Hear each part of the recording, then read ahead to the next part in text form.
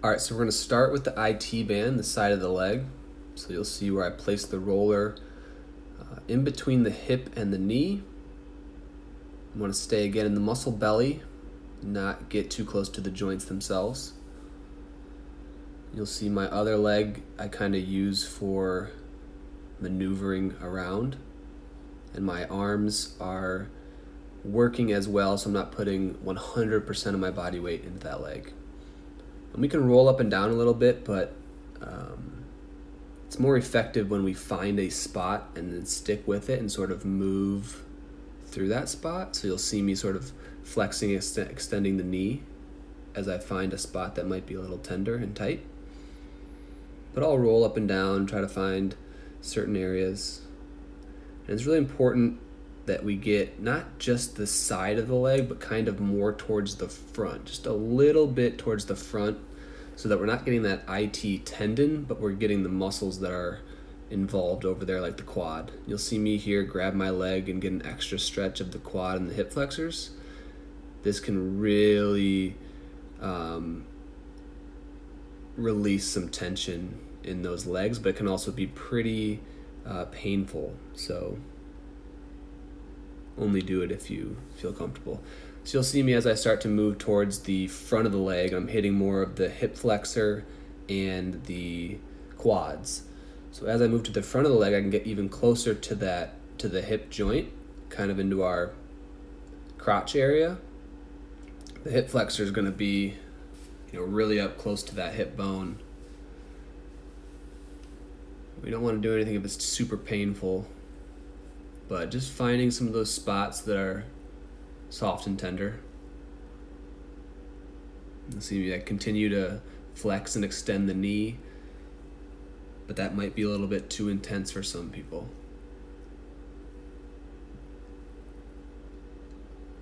So right now I've found a spot, the rectus femoris, which is a quad muscle, but it crosses the hip joint, and it can get really tight.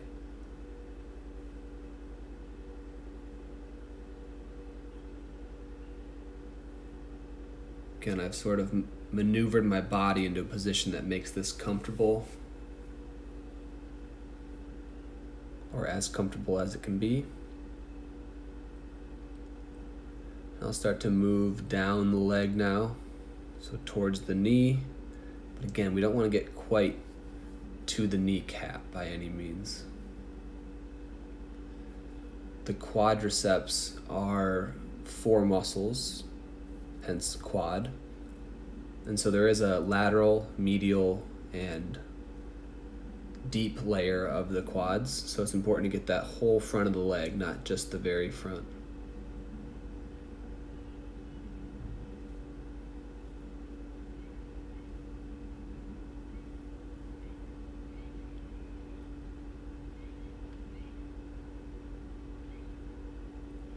We're going to switch over to the other leg. Again, starting with that IT band. You can't really affect the IT band itself, nor do we want to. It's the muscles around that IT band that we want to roll out and release some tension. So it's important to make sure we're doing this rolling sort of towards the front of the leg, just a little bit, or towards the back when we do the hamstrings.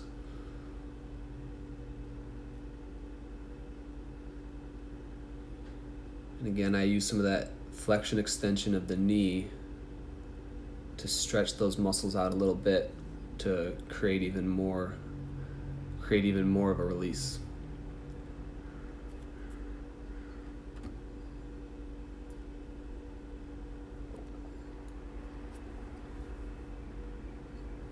Finding certain spots and breathing into them, not holding my breath because it's painful.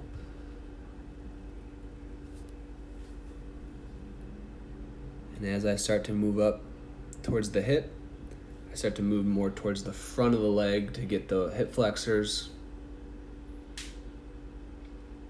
where I really find it beneficial for that knee to be bent. I may rock side to side.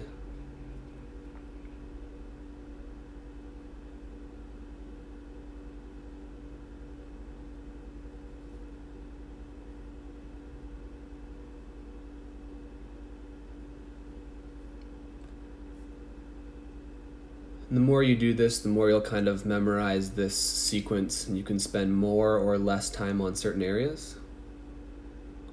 So I'm going to start moving my way back down towards the knee, still hitting the quadriceps here, that rectus femoris, hip flexor muscle, but also quadricep.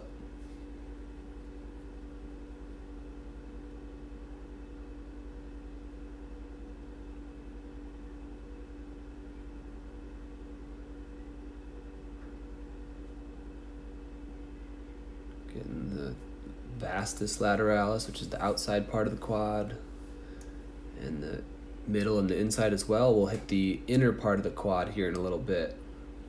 That VMO, the teardrop shaped muscle.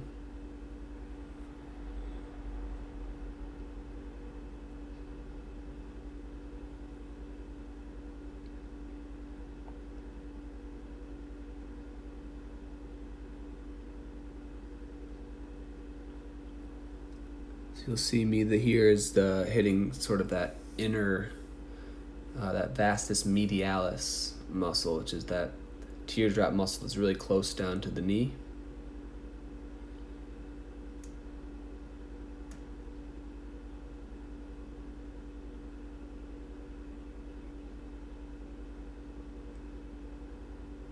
Now we're going to move to the glutes, so we do these one at a time. Kind of sitting on the roller as shown. You want the leg that the glute is on the roller to be sort of externally rotated downward, but you can also go back and forth from internal and external rotation. And then the other leg is bent up. We start kind of in the meaty part of the glute, but you want to get the whole thing. It's a big muscle, so it kind of goes up towards the low back. We don't want to get too high on the low back because then we get into the kidneys. But just where that your butt muscle kind of comes into the low back.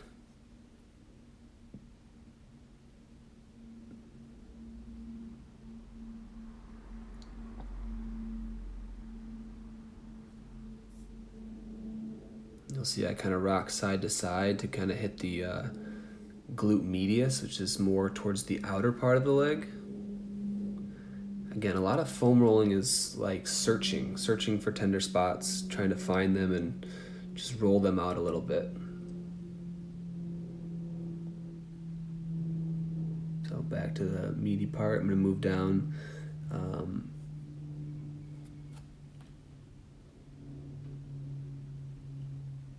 Good, we're going to switch sides. So moving it over to the other glute. Again, we do one side at a time. That leg is sort of externally rotated with the knee bent and towards the ground, but you can kind of butterfly it to get a good release there.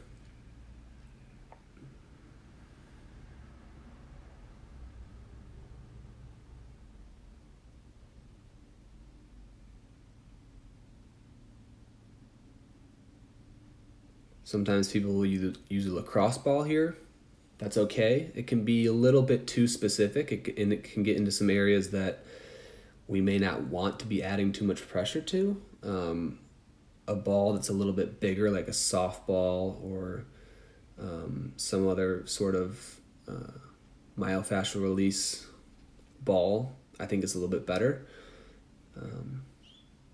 You'll see me here, I worked up towards the high glute, and then I'm kind of rocking back and forth to get that glute medius as well, which can get a little bit tight.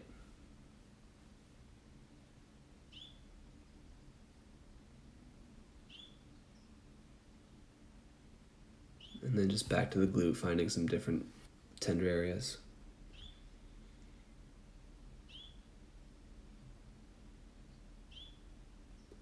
So now we're going to move to the hamstrings. These ones are kind of hard to reach, so you have to make sure you're sitting as upright as possible.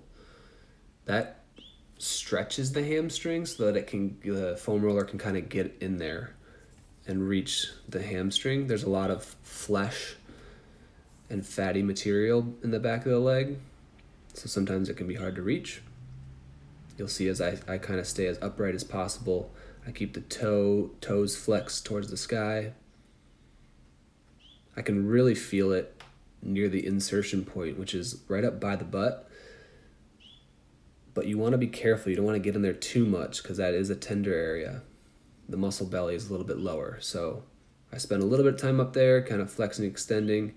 You'll see one of the techniques I use on the hamstrings is at different areas, I try to dig my heel into the ground, which adds tension to the hamstring, which kind of pushes into the roller, so that you can get some release of tension. And then kind of roll into the inside of the leg, seeing if we can get a little on the inside, a little on the outside as well.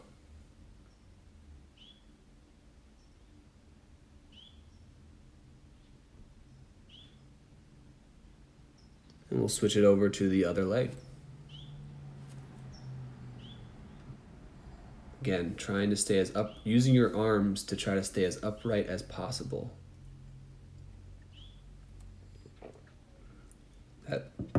Keeping that flexion of the hip stretches the hamstring so that it presses into the roller.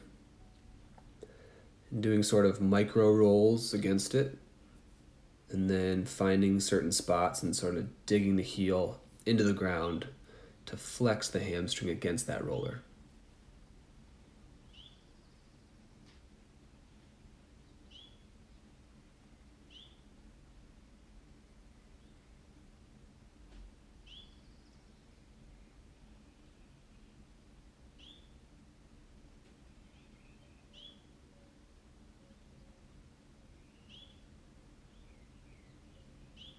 Get pretty close to the knee here, but again, try not to get too intense with the area close to the glute.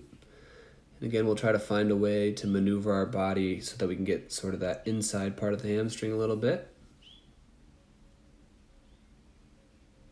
You can rub it out a little bit if you want. Rub your legs out. So now we're going to do the adductors. So it was hard to maneuver getting the inside of the hamstrings there. So what I like to do is, you'll see me in this position, I kind of go to the side and I roll out that way with my leg bent. I tried it with my leg straight. It's a little bit more difficult. It seems to be easier to get in there with the leg bent.